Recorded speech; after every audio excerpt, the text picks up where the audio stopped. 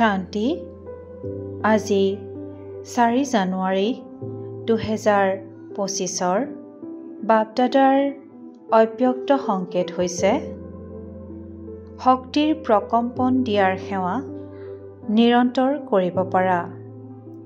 এই ক্ষেত্ৰত স্বাস্থ্য বা সময়ৰ কথা নাই। দিনে ৰাতিয়ে এই বেহদৰ সেৱাত লাগি যাব পাৰা।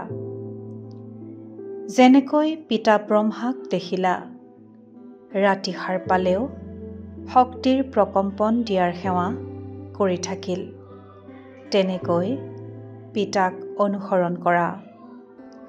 যেতিয়া তোমালোক সন্তানসকলে বেহদক শক্তিৰ প্ৰকম্পন দিবা, তেতিয়া ওচৰত থকাসকলে স্বতঃস্ফূৰ্তভাৱে শক্তিৰ প্ৰকম্পন পাই থাকিব। এই বেহদৰ শক্তিৰ প্ৰকম্পন দিলে বায়ুমণ্ডল স্বতঃস্ফূৰ্তভাৱেই শক্তিশালী হৈ পৰিব। ওম শান্তি।